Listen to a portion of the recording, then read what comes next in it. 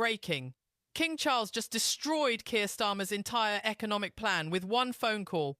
£800 billion in spending frozen. Treasury officials scrambling. Cabinet ministers in open revolt. And what happened in the last 60 minutes could trigger the biggest constitutional crisis since 1936. If you want to see how this chaos ends, hit that subscribe button right now, because the next 72 hours will decide Britain's future. Here's what sparked the meltdown.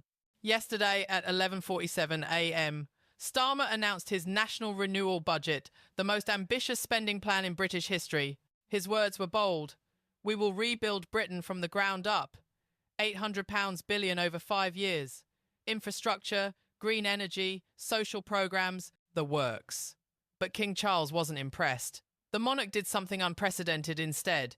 He picked up the phone and called the Bank of England governor directly. That single conversation just shattered 300 years of constitutional protocol. His exact words were, "Chilling," according to palace insiders who leaked the transcript within hours. "Governor Bailey, I'm deeply concerned about the fiscal sustainability of this proposal.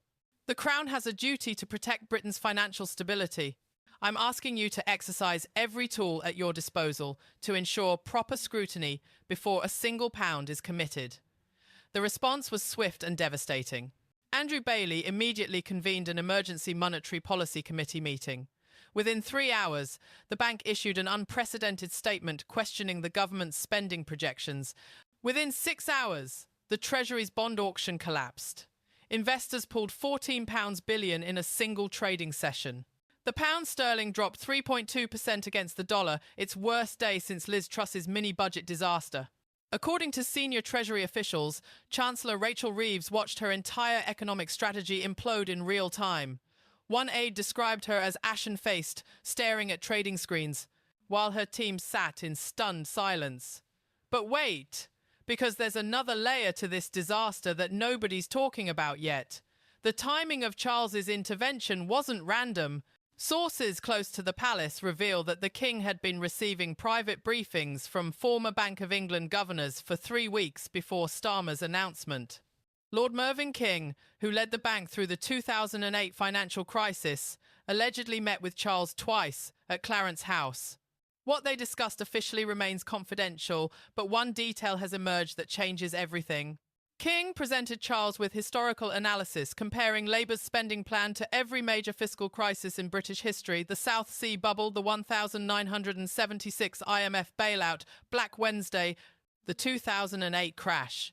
The conclusion was devastating. Starmer's budget showed warning signs worse than all of them. Armed with this analysis, Charles made his decision. He wouldn't just stand by and watch.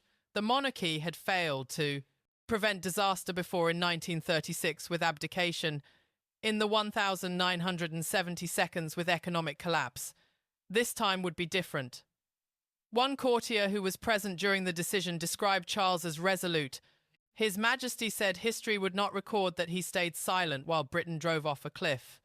This wasn't a monarch overstepping his bounds. This was a king fulfilling his constitutional duty to warn and advise, even if it meant public confrontation with his own government.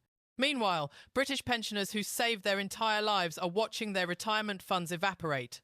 Margaret Watson, a 73-year-old former nurse from Birmingham, told the BBC her pension lost £8,000 in value yesterday alone. "I worked 40 years in the NHS. I did everything right. Now some politician's fantasy is destroying my future," she said, voice shaking. Her story isn't unique. 3 million pensioners hold government bonds that just cratered in value. These are people who believed in Britain, who trusted the system, who played by the rules their entire lives. While they suffer, Labour MPs who voted for this reckless spending spree enjoy inflation-proof parliamentary pensions worth over £80,000 annually. We're talking about politicians who'll never feel the consequences of their own failures, protected by taxpayer-funded security, while ordinary Britons watch their savings burn. And here's where it gets really interesting. Veterans groups have now entered the fight with devastating force. Colonel Richard Kemp, former commander of British forces in Afghanistan, released a video statement that's gone viral, with 1.8 million views in 18 hours. "I've watched politicians waste billions on failed projects while veterans sleep on streets. Now they want £800 billion more? Not while men who serve this country go hungry. His words struck a nerve that Labour cannot ignore. The Royal British Legion issued its own statement questioning how the government can find £800 billion for undefined spending priorities, while military veterans wait months for mental health support. Veteran homelessness charities report that over 6,000 former service members are currently without permanent housing. The contrast is devastating. Soldiers who risked everything for Britain are abandoned, while politicians print money for pet projects. Social media erupted with images of homeless veterans next to Starmer's smiling face announcing his budget. One viral post showed a former Royal Marine sleeping rough in Manchester with the caption, "He served Britain. Britain forgot him." But Labour found £800 billion for other priorities. That image has been shared over 400,000 times. The moral outrage isn't just coming from right-wing commentators anymore, it's coming from ordinary people across the political spectrum who recognise the profound injustice of Labour's priorities. The contrast is so stark, so offensive that even traditional Labour supporters are questioning their loyalty. Union leaders, who back Starmer, are now calling emergency meetings to discuss withdrawing support. Then something unprecedented happened that nobody saw coming. King Charles broke 70 years of royal protocol with a public statement released at 4:33 p.m. yesterday. At a charity event in Cornwall that was supposed to focus on environmental issues, he delivered words that will echo through British history. In times of economic uncertainty, we must remember that stability isn't just a financial concept, it's a social contract between government and governed, a sacred trust that cannot be broken for political expediency, Charles declared with barely concealed fury. The pause that followed lasted 7 full seconds. Every camera captured the tension. Constitutional experts immediately understood what he'd done. The monarch had just publicly rebuked his own government. Palace insiders reveal that Charles personally edited that statement 4 times, removing softer language each revision. Senior courtiers tried to talk him out of it. Private Secretary Sir Clive Alderton allegedly warned that such direct political commentary could trigger a constitutional crisis. Charles's reported response? Then let there be a crisis. I will not stand silent while Britain's economic foundation crumbles. The optics are catastrophic for Starmer. A king who spent 70 years preparing for the throne, who endured scandal and criticism with dignified silence, has now broken his political neutrality to oppose Labour's budget. That's not just embarrassing, it's delegitimizing. The domino effect was immediate and brutal. The London Stock Exchange shed £47 billion in market value by closing bell. The FTSE 100 dropped 289 points, its worst single-day loss since Brexit. International credit agencies placed Britain's sovereign debt rating under review. Moody's warned of a potential downgrade within 48 hours. S&P Global issued a statement questioning Labour's fiscal credibility. Major corporations announced investment freezes. Jaguar Land Rover suspended a £2.1 billion factory expansion. Shell delayed North Sea wind projects worth £890 million. Even Tesco warned of potential price increases to offset currency volatility. The economic carnage spread like wildfire. Within Labour, the fractures turned into open warfare. The Parliamentary Labour Party WhatsApp group exploded with over 300 messages in 2 hours. Screenshots leaked immediately show MPs turning on leadership with vicious fury. "This is worse than Corbyn," wrote one Red Wall MP. "At least he was honest about destroying the economy." Another message, "Starmer just handed the next election to Farage on a silver platter." The anger wasn't coming from the usual suspects either. These were loyalists, MPs who defended Labour through every scandal, every misstep, now openly discussing rebellion. Backbencher Sarah Edwards from Tamworth posted on X, "I cannot defend the indefensible. My constituents are suffering and they deserve answers." Within 90 minutes, hashtag Starmer Out was trending #1 in the UK with over 140,000 posts. But here's what the mainstream media isn't reporting. Foreign governments are watching this crisis with alarm that borders on panic. The United States Treasury Department held an emergency video conference at 2 a.m. Washington time to assess contagion risks. Japan's Ministry of Finance, which holds over £180 billion in British government bonds, issued internal warnings about potential losses. Most alarming, the European Central Bank circulated a confidential memo to member states about preparing for possible British sovereign debt default. These documents weren't meant for public eyes, but financial journalists have seen them. The word default hasn't been seriously associated with Britain since the 18th century. Now it's being whispered in the world's most powerful financial institutions.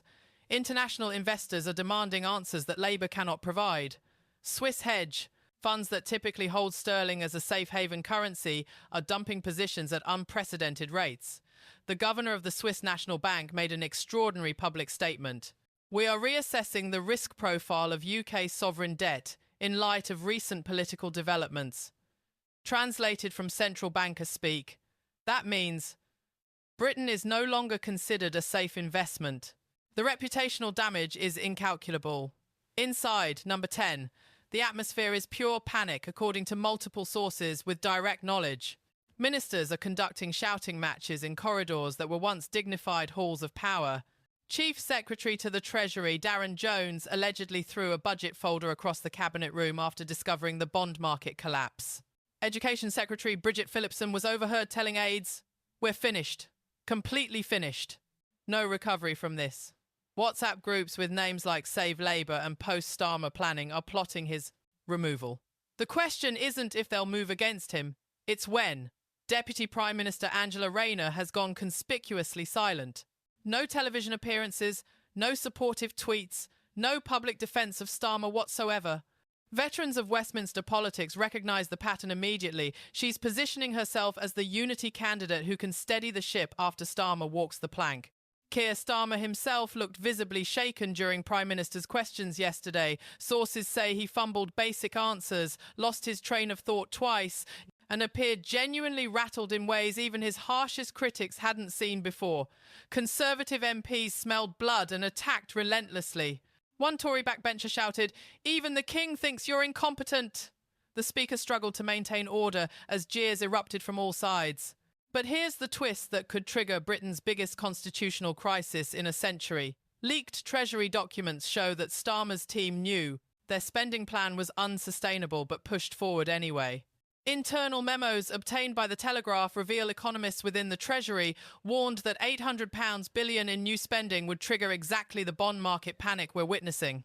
One memo dated 3 weeks ago states explicitly, these projections assume economic growth rates that have no historical precedent and ignore BOE warnings about inflation resurgence. If these documents are real, and if they show what Treasury insiders claim, then Starmer deliberately misled Parliament, the Bank of England, and the British people about economic reality. Think about what that means. The Prime Minister gambled Britain's financial stability on political fantasy. He bet everything that he could bully the Bank of England into compliance and that King Charles would stay silent like every monarch before him. He lost both bets catastrophically. The optics of that would be absolutely devastating. This isn't just poor judgment, it's potential grounds for a vote of no confidence that even Labour MPs might support to save their own political careers. Meanwhile, Rishi Sunak is seeing opportunity in crisis like sharks detecting blood in water. While Starmer drowns in chaos, Sunak appeared on BBC News looking calm, measured and prime ministerial. We warned that Labour's spending fantasies would crash the economy. We were called fearmongers. Well, the British people can see who was right, he said with devastating precision.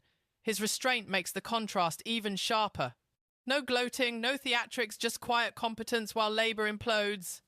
The polls tell the story with brutal clarity. A Snap Savanta survey released 2 hours ago shows Conservatives surging to 38%, Labour collapsing to 23%, Reform UK holding steady at 19%. For the first time since the general election, Tories have a commanding lead.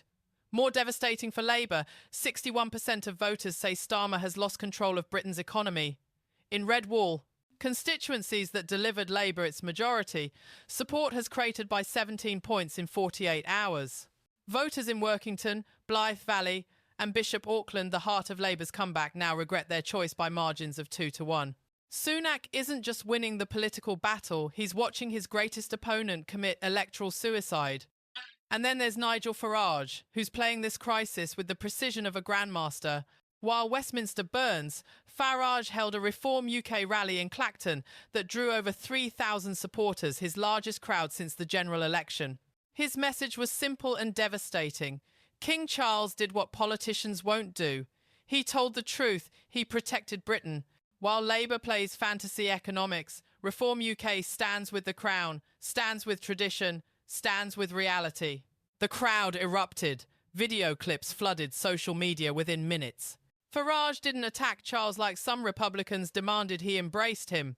That strategic brilliance positioned Reform UK as the party of stability, tradition and common sense, while Labour looks reckless and radical. Reform UK membership applications crashed their website twice yesterday from overwhelming traffic. Small donor contributions hit record levels. Former Conservative voters disillusioned with Sunak are finding a new home. For the first time, political analysts are discussing Reform UK not as a protest movement, but as a genuine electoral threat that could win dozens of seats. One projection by Electoral Calculus shows Reform UK potentially taking 47 constituencies in a general election held today, a seismic shift that would make Farage's party the third largest in Parliament and kingmaker in a hung Parliament. The next 72 hours are absolutely critical for Britain's future.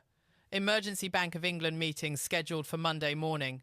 A potential vote of no confidence being drafted by Labour rebels. International markets watching Britain like vultures, circling dying prey. Credit agencies poised to downgrade British sovereign debt for the first time since 1978. The question is no longer whether Starmer's budget survives. It's whether Starmer himself survives the week.